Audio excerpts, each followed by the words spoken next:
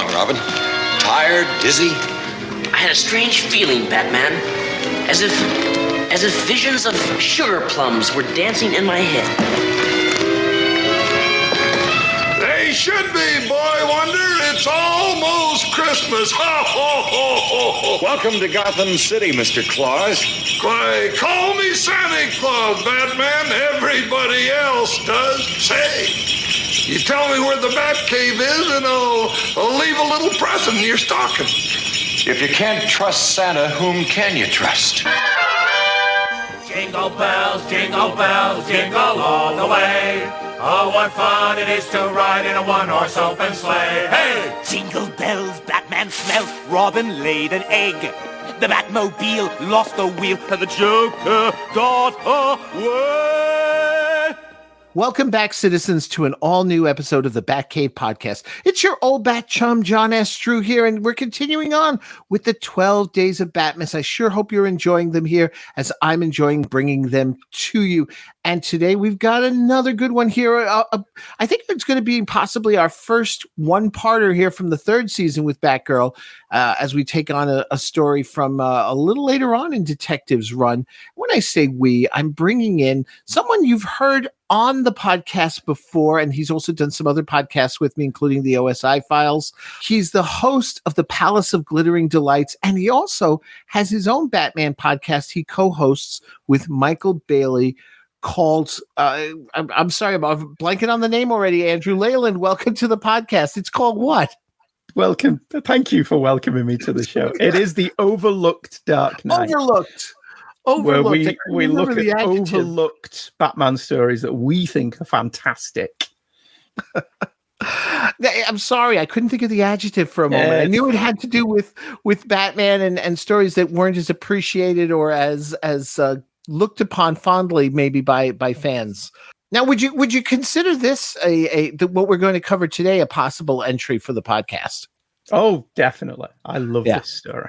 Okay. It's a great story. And I'll get into why I think it's a perfect 60s Batman TV episode as we go along.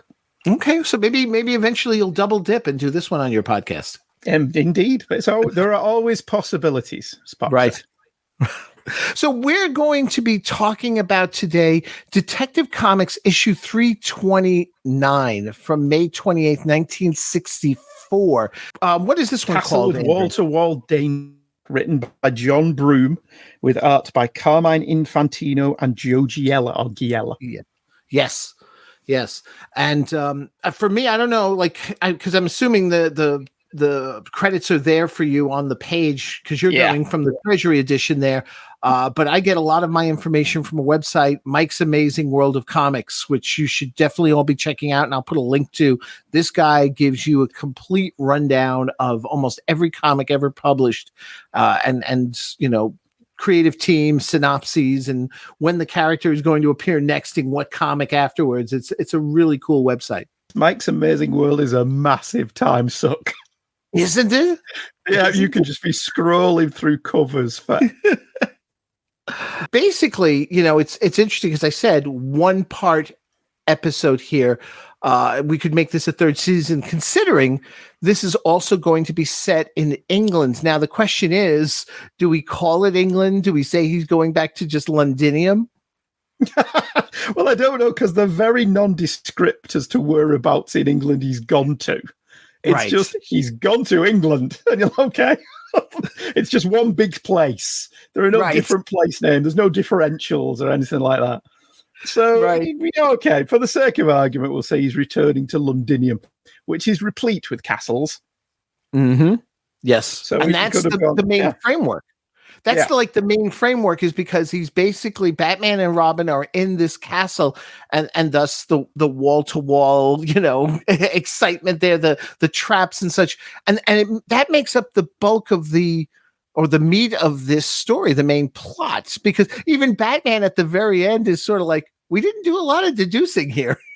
No. The thing with this one is the reason I thought this would be a great episode was I originally read this in one of those UK annuals, the hardback graphic novel type presentations, but it wasn't one of mine, even though I had it, because it was dated like 1969, 1970. And the cover painting was a painting from this story, but there was lots of features in it about Adam West. So it must have been at the point that the show was still being broadcast in the UK. But like I say, my annuals all go from 1979 onwards. I wasn't born in 1969, 1970. So I never found out where that book came from. I don't remember where it came from because I was only about 6. So in my head, this perfectly fits with the milieu of the TV show because the annual was presented as a television show tie-in. And the whole structure of this story is very semi-spoof on Hammer horror films. And if you could film it on like a backlot set of a castle, which I'm sure Fox or, Universal would have had, this one could have been really evocative and fun and a nice little spoof. But like you said, there's not a lot to the actual story. So you would have to rewrite it to include Batgirl if we're going for the 3rd season. And Alfred's not in it at all. No, interestingly enough. So the pre-credit sequence where Commissioner Gordon phones Bruce Wayne and explains Batman's mission this week, there's no Alfred picking up the phone or anything. But that's another reason I did feel that it was a good companion piece to the TV show. It has that prelude, that pre-credit sequence where Bruce answers the red phone, Commissioner Gordon gives him his mission, and off they go. And did you literally see the as the Batplane takes off? And I think this is perfectly structured to be a TV episode. And basically that mission is that there's this criminal Frank Pragnell who had been eluding Batman for a month with his crimes and stuff, and now suddenly Gordon sees him in this magazine which is featuring a castle, and he looks like the owner of the castle. So Batman, basically with Robin, like you said, and we get the Batplane this time. So that's another thing we might have to change because we don't have a Batplane in the 60s show. So do we waste our time on a boat, or do they actually maybe, as Bruce and Dick, take a flight, a commercial flight? Having them take a commercial flight is replete with comedic possibilities, isn't it? Yeah. I think that would be genius. Now, the thing is, though, we would also have to work in, how does Batgirl go? How does Barbara come along on this flight? Maybe they could just invite her along. Or she gets wind of the fact they're going on an international trip, and she sneaks aboard with them as Barbara Gordon. She doesn't go as Batgirl because at that point they're still pretending they don't know who each other is, aren't they? Right. And she did establish at one point in the Londinium episodes that she had a friend that she wanted to go visit. I mean, she could have just made that up, but she could use that excuse again as why she's visiting. And we throw Batgirl into it. And one of the traps that Batman gets trapped in later on, we could have that happen to Batgirl instead. That's true. So we just swap a couple of the traps around. Or we invent one for Batgirl. Because like I say, this isn't really much of a story for a 25-minute TV episode. Right. Maybe we can invent a different one for Batgirl. Now they get to, and I did like this because it's like, okay, we're going to take the Batplane and we're going straight there. We're not going, because Dick's like, we're going to go undercover as Bruce and Dick. And he's like, no, we're going to be direct. We're going straight to the castle and we're going to confront this guy. And sure enough, when they get there, they realize they've made a mistake. He may look a lot like Pragnell, but he's not. The Lord of the Manor there is Munch, which I couldn't help but wonder if that was supposed to be a play on the artist. Oh, it may have been. Yeah, that's true. I hadn't considered that, but it could be. Yeah. Yeah. And he insists they stay for dinner. And of course they agree because, as Robin points out, we never got to finish breakfast this morning, which again, I love that little bit. Well, also it must be at least a 7.5-hour flight. Right. I mean, Batman's just gone, we'll pop over to London. We've got the extradition papers. Let's go. And poor Robin sat there for 7.5 hours on their own personal plane. No, there's no service.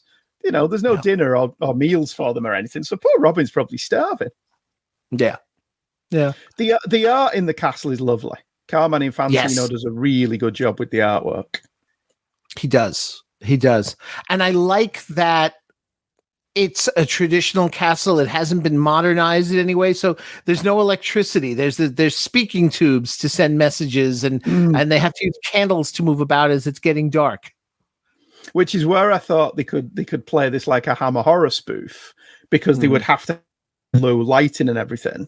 because they've not got electricity, like you say. But that will also play into the third season's reduced budget, that they could cover. They can paper over a lot of the cracks when you've not got the lights on. Yeah, that's true. That's true. And this is where, like, let's say, all right, that's the case. Maybe Barbara, pretends to break down or something on her way there, or I don't know. Like, see, now the thing is, we got to work Barbara into the castle itself. Okay, we got her to England, but how do we get her into the castle as Batgirl? They've already established, or they will establish at the end story, March has a family. That's Barbara's friend. Okay, why not? It's a stretch, but come on, this is a 60s TV episode of Batman. They're quite familiar with stretches. Yeah, no, absolutely. Why not? Yeah. So she's come to visit the friend. What a coincidence and such. And you can have that little wink to camera. You can have that. What a stroke of luck. And they would get separated, so that would give Barbara the opportunity to change to Batgirl. Maybe even, what you even do? Maybe we even do something like only Robin sees her. Yeah, Batman's completely unaware she's there. Yeah. That would be brilliant.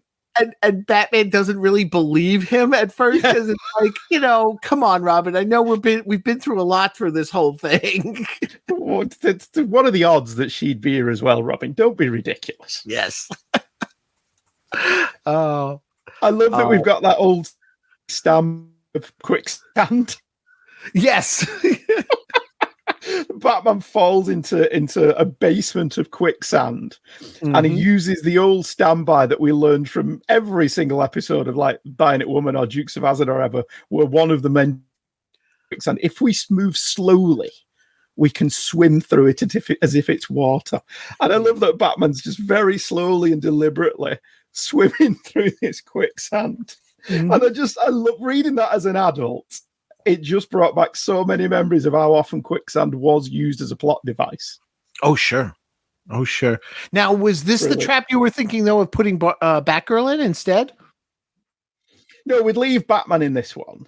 Okay. We'd invent a separate one for Batgirl to pad out the running time.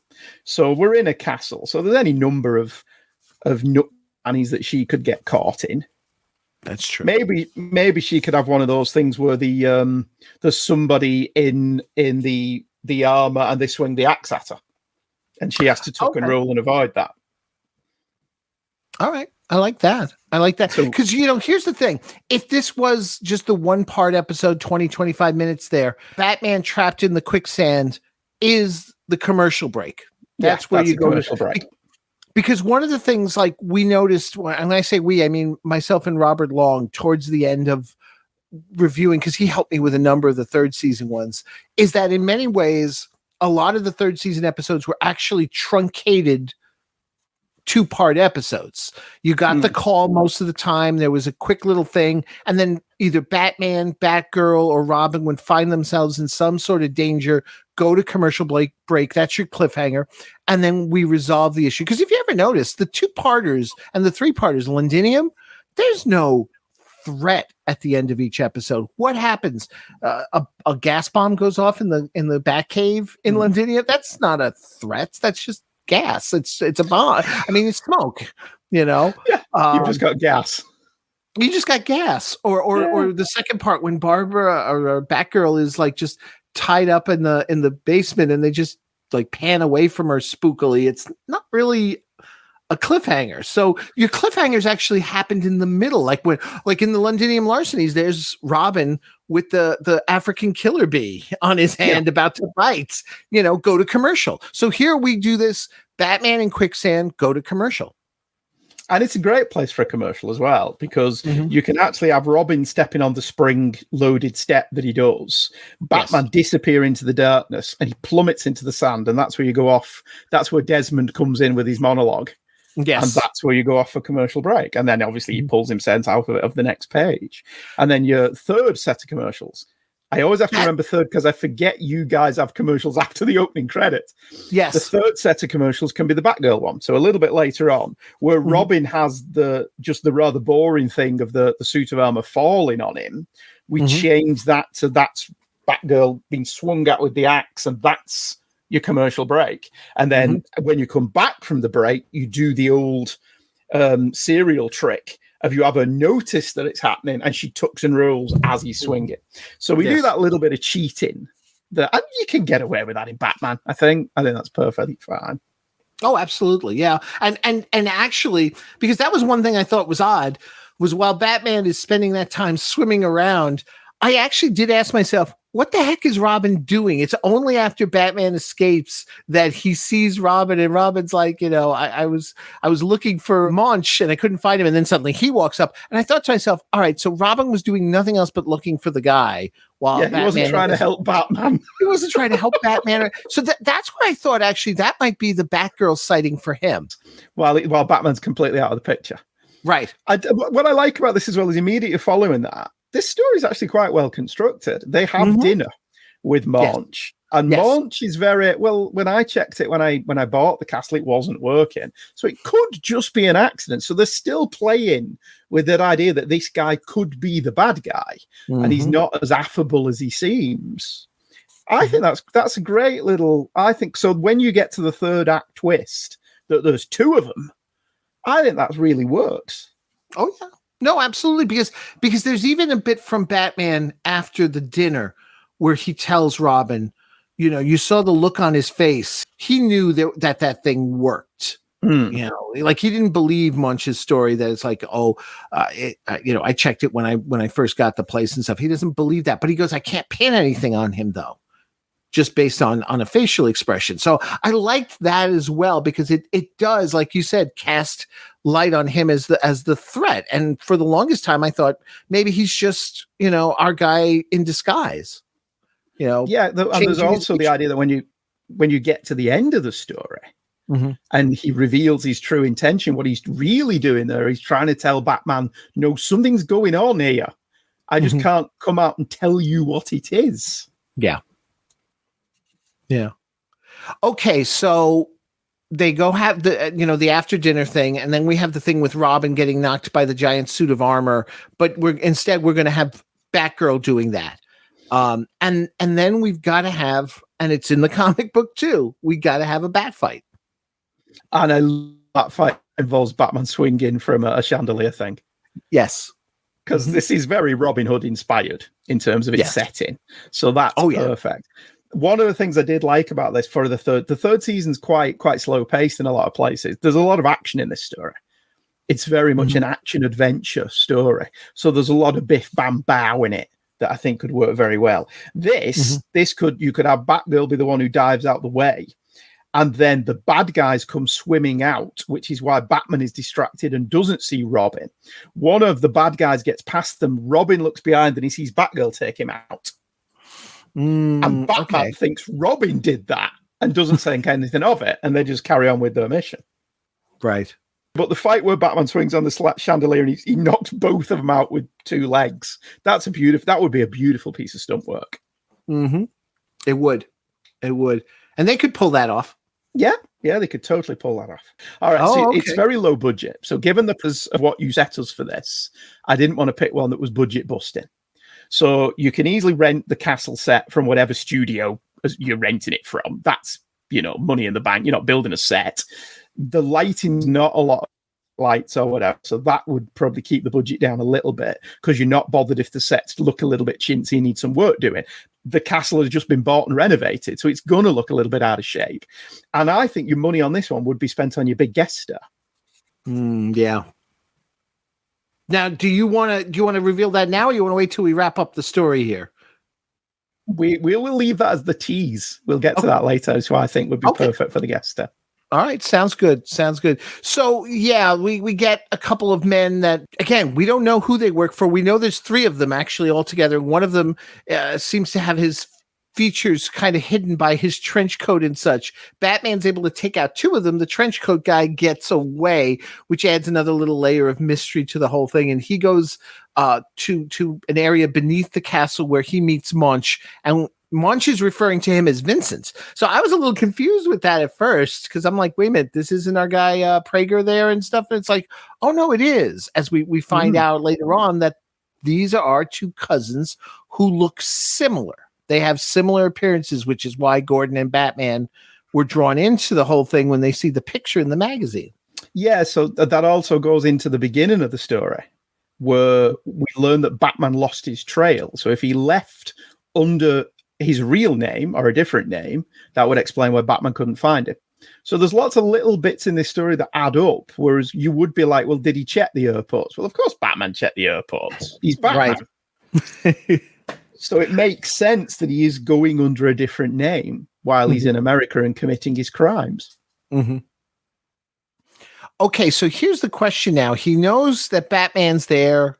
He's got to stop him. He gets a gun. He's planning to kill the two so they can't stop him because they're looking for this treasure, which we will get into the details about at the end of the story. And he does get the drop on them with the gun. Now, in the story version, it's Batman who surprises him by hurling like lighter fluid or something that startles him, so they're able to get the drop on him. The thing is, how do you work Batgirl into the final ending here and possibly keep it so that Batman is still clueless? Because I really like the idea that Batgirl is only seen by Robin, even not even Munch. I just like that. Just really appeals to me that Robin's like, I'm telling you, I saw Batgirl. Yeah, there's humor to be mined from that only Robin sees her. All right, well, the simplest solution there is it's Batgirl who does the distraction. The Batman and Robin can have their backs to a doorway. Right. While they've got the guns on, or Robin's facing the doorway, but the others aren't. The way you block it is that only Robin can see the door. Or Batgirl's in one of the secret passages that we know are running around. And then she sees that, hurls her batarang at the fire starter stuff. That falls on the floor. Robin saw what happens, but suddenly the flash of light happens. Batman reacts. Batman takes the guy out. He thinks Robin did it. Robin's like, no, it was Batgirl. Yeah. Batman's like, yeah, all right. What are you being so coy about, dude? Yeah. Okay, I like that. Because I just, to me, that really adds to this whole thing of just, especially since they're always going on about, and in particular, Robin, about like how mysterious she is and such. And it's like, she's a real mystery now because he can't even get Batman to believe she's there. Yeah, I'm liking this idea. And given that we came up with this off the cuff, yes, I think this is a brilliant idea for getting Batgirl into this story. And then we find out, yes, that Pragnell is Vincent Munch, his cousin, who got wind that Munch was looking for this treasure, Nazi gold that was lost when the Nazis who were escaping to England after the war were caught, but the gold was never recovered. I mean, I think that would. I don't think they'd have a problem using the term Nazi on Batman, right? No, yeah. And you can always just say war gold if you wanted to drop the Nazi name, right? Just refer to World War II and just say the gold was there, they were fleeing, whatever. Just refer to it as that if you want to. And as an impetus for the story, it's a perfectly fine MacGuffin. Lots of shows of the era use the idea that there was Nazi gold around it. Most famously, Kelly's Heroes. True. And Robin himself was not adverse to saying he'd rather deal with Russians than the Penguin at one point in one episode. Yeah. So I think that's a perfectly reasonable MacGuffin to end the story on. It's a good reason for his cousin to return home because he's got wind of all this money. It's a perfectly good reason for him to want to hold him captive while he looks for it. And I love the irony, as Batman points out, that if he'd just sat and done nothing, they would never have known. They'd have never twigged. They'd have just left. Right. True. And then, the story just wraps up with Munch actually finding the treasure and donating $50,000 to Batman's favorite charity as they head on home. Yeah. He's reunited with his family, which is a nice little moment. Scotland Yard say, thank you very much, Batman, for your hard work and your deductive reasoning. And as Batman points, and Batman's like, I can't think of anywhere we did less deductive reasoning. But Robin's like, who are we to contradict Scotland Yard? It is what it is. And we need to thank Batgirl as well. And Batman would just look at him and go, okay. Well, that's the cool thing, is that at least the writer acknowledges through Batman, hey, this really isn't much of a detective story or anything. I just wanted to do a cool Batman and Robin in a spooky castle. Yeah, it's a spooky castle action adventure story with lots of daring do and lots of traps and all that stuff. And it's great. It's a really enjoyable, very easy to read, very easily interpreted story if you translate that onto the TV show. Right. Yeah. Yeah. Okay. So I've asked this of the others. To me, I think actually just take the title right from the comic book, but can you think of anything better? No, I think Castle with Wall-to-Wall Danger is perfect. Yeah. It's got that pulpy feel to it that the show would occasionally go for. I think it's great. And I can just see that on screen as the bat plane or the regular plane, if they're going to go on a regular commercial transport, that landing wherever they want it, whichever stock footage they've got of whichever airport. It's perfect. Okay, so now here's the thing: who would you have play Munch in a dual, another dual role? We just did this not too long ago with Kevin Lauderdale, but it works here. I think you should have the same actor play the role. Well, actors love that though, don't they? They love getting to show off. They do. So a dual role for this one, Sir Roger Moore. Oh, he would have just come off The Saint. He's not started The Persuaders yet, so he's available. But he's still a TV star. He's not a movie star yet. Right. So he would be available and he would be recognizable to the audience. Yep, because he's done Maverick. So he's known to American audiences. The Saint's been incredibly popular in America. So he's a well-known face. He's perfect for that level of special guest villain, especially if you don't bill him as the special guest villain. And you just bill him as special guest star, so you don't see that twist coming. Oh, okay, because that's true. Because other than because we don't see Vincent Munch until towards the very end. Yeah. And now, obviously, we could play, if we're padding this out, maybe we'd play a couple of other scenes with them. But for budgetary restrictions, split screen wouldn't be as easy as it is nowadays. So you wouldn't have them, you wouldn't see his face until the end of the story. Right. So you wouldn't see the similarity until that point. Yeah. I like this. This is, because when I read it, I'm like, this is fun, but how can we really twist this in a way, and adding Batgirl, adding the humor of Batgirl, the mystery of her and such through it. And it's just, she's in and out. She flits in and out, which is kind of what she did, especially towards the end in the third season. Yeah. I mean, if you're going to do it as a fourth season, sure. True. I mean, there's rumors that the third season was to write Burt Ward out. Then you just have her take Robin's place. That's true. You could do that too. So either way works, whichever direction they would go in, or if it's a third season adaptation. But it just appeals to me to see Roger Moore in an episode of Batman, because I love Roger Moore. Yeah, that would be really cool. All right. Anything else about this issue you just wanted to point out that struck you before we wrap things up here? No, only what we've already said. I mean, for budgetary reasons, it's very easy to adapt. I'm under no illusions they would actually go on location in the UK for this. Yeah, no, not a chance. But certainly, it's all in one location, so it's easy. So, given the parameters you set down, I felt this would make a really good 3rd/4th season episode of the show. And if you're going to go and dig out the comic, which I think is available on Comixology, if you want to go to Comixology anymore, after Amazon screwed it all up, Carmine Infantino's artwork, particularly the interiors of the castle and the bat fights and the scenes in the quicksand, is absolutely wonderful. That's Infantino, who also did the cover of the original issue? Yeah. Yeah, that cover is striking. Yeah, he did. He was the art director at DC at the time, I think. He was also doing like The Flash and stuff like that. So he was very big at this time at DC Comics. So it's great. If you've never read it, go and check it out and see what you think. See if you think it would make a great episode of the show. All right, then. Well, Andrew, thank you so much for agreeing to be part of this holiday celebration here of Batman. Oh, it's always a pleasure. I love Batman. He's one of my favorite fictional characters. I always have a fun time talking to you, so that was never a chore. And it was great that we were able to squeeze it in because, it's gotten cold and dark at the moment. Yes, it has. Yeah, it has. Very dark at the moment here. Yeah. So if folks want to get a hold, though, of, your podcasts, whether it's your Batman one or Palace of Glittering Delights, what's the best way of going about doing that? The Palace of Glittering Delights is on twotruefreaks.com, but it's also on various different podcatchers of your choice. You can probably find it anywhere because I don't use any copyrighted music or anything. It's just my general pop culture gubbins. There's been some Batman on there, but mostly I save that for the other show.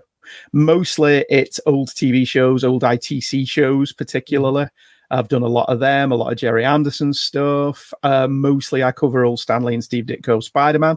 I've done every issue that Stan Lee did on Spider-Man and various other things.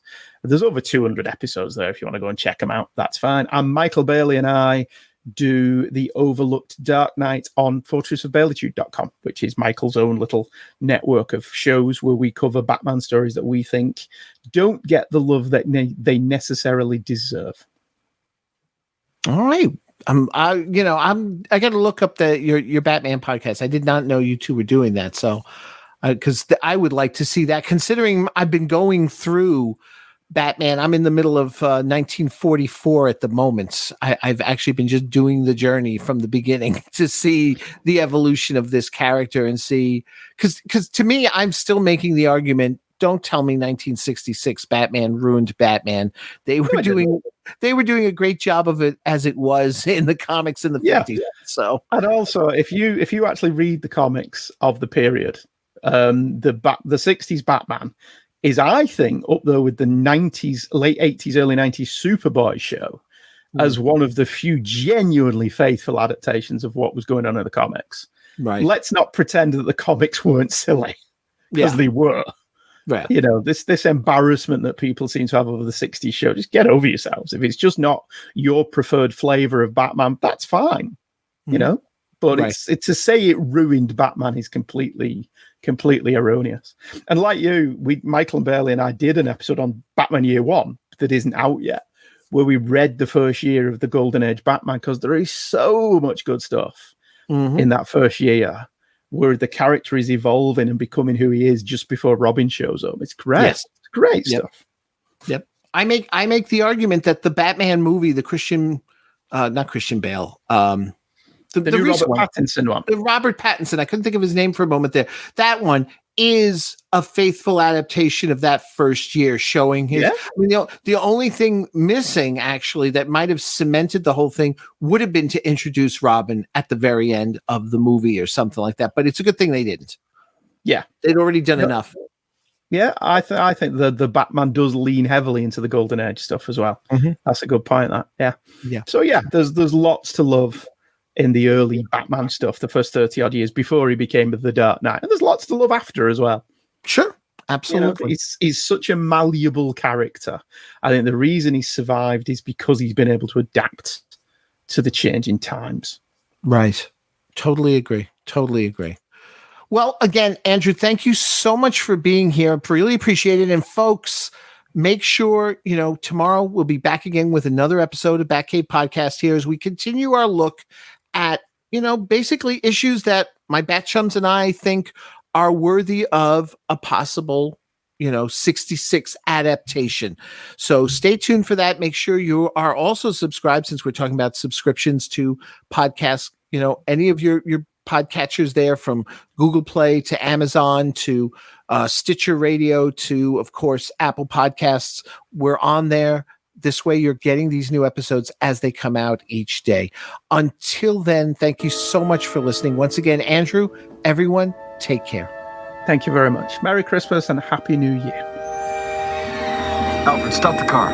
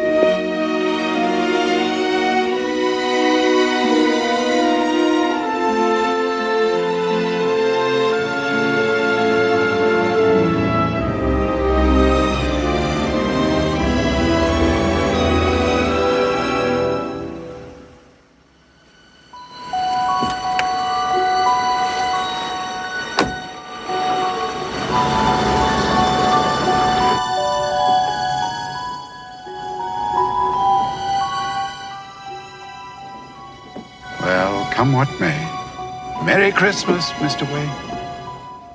Merry Christmas, Albert. Goodwill toward men.